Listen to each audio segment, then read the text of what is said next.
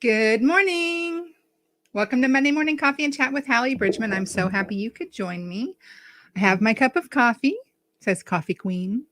So I hope you have a cup of coffee or tea and you have a few minutes while we chat.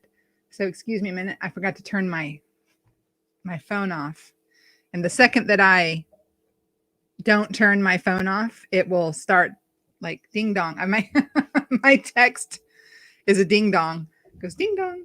So as soon as I know that I'll get 50 texts in the middle of a broadcast if I don't turn the sound off. If I leave it off, no one will ever bother me. It's fascinating. So hi, how are you? Happy February 1st. It is a snowy, wonderful morning in Kentucky. I love seasons. I do. I will tell you that I'm an Army brat. And I was born in Germany, and then my family moved to Washington, Oregon. And then when I was 13, we moved to Eglin Air Force Base, Florida. And then from Eglin Air Force Base, we went to Columbus, Georgia. And that's where I met my ex-husband, who was from St. Augustine, Florida. And so that's where we lived. And so I lived in the Southeast United States from 13 until, 2000. I was 35. I was 35 when we moved to Kentucky.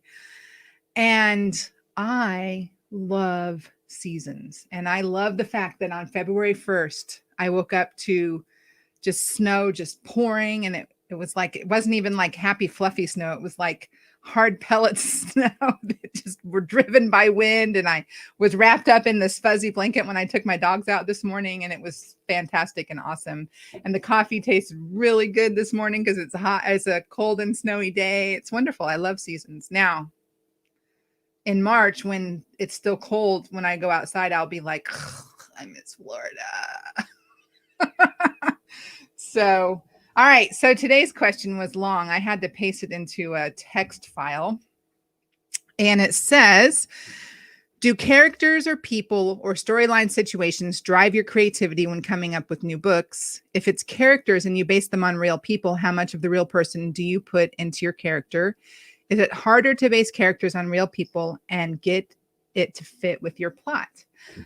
That's a great question. And I'm sure that a lot of people have questions like that for authors, because this concept of developing entire beings with histories and everything, if you don't have that as what you do, then you don't understand how it's possible to happen.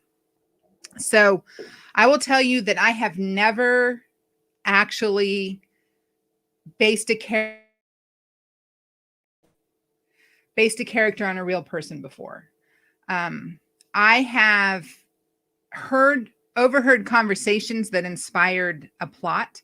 For instance, my mother was telling me the story. She was a cashier at Big Lots, and she was telling the story about these two women who were standing in line talking about a man whose wife had left him, and he had given her everything just to get her out of, like, to keep the kid. Like, he gave her all the money and all the property and the boat and all of these things. And in the end, what he got was custody of his son. And that was all that he cared about. And so that inspired the plot of a book. It's a book I've never published. I wrote it. It was a secular romance.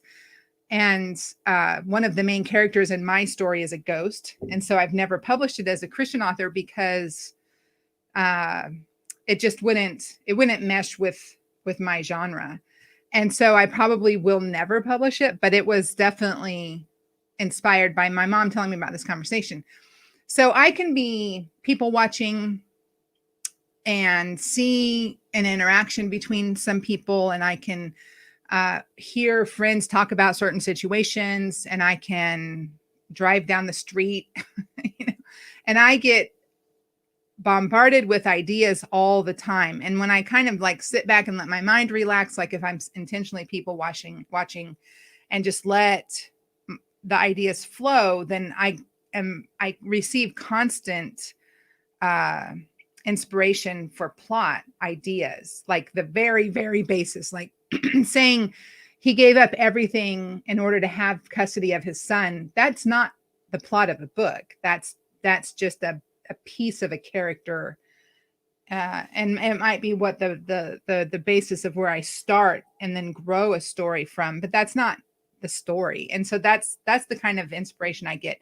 I have never tried to base a character on a real person. I don't want to be constrained that way. I want my characters to be inspired by the Holy Spirit. I pray every book I write that the words that I write and the characters' actions, motivations, reactions, conflicts are what the Holy Spirit would have me write, because in my prayer, it's that the book is being written specifically for a person that the Holy Spirit wants to reach with this story. That's my prayer.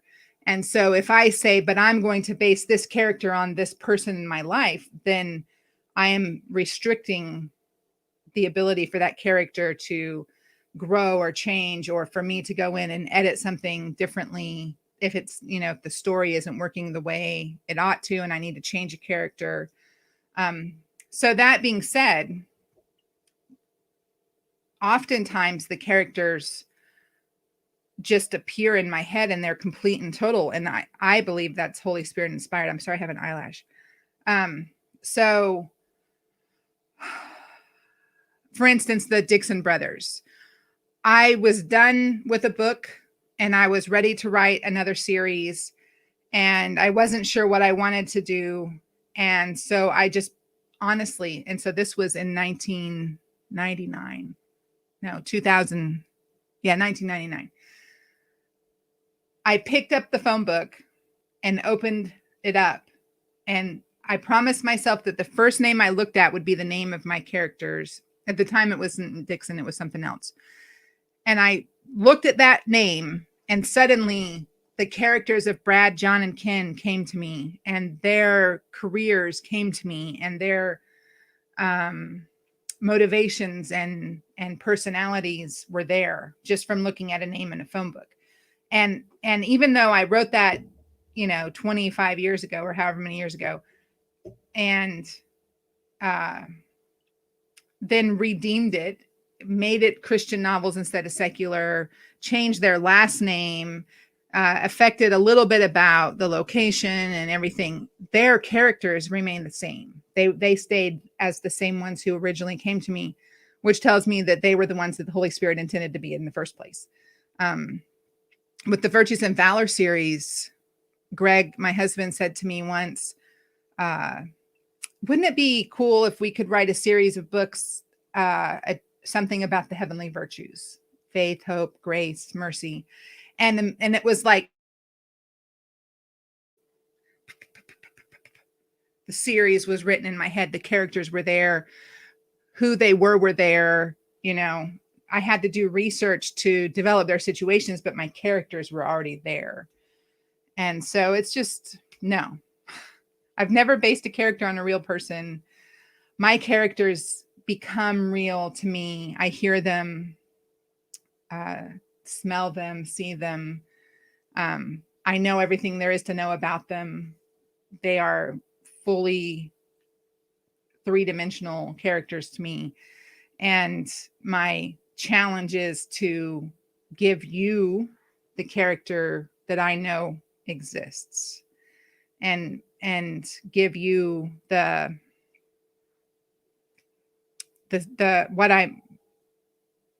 descriptions and the motivations and the conflicts. I want them to be true to the character that are true in my head.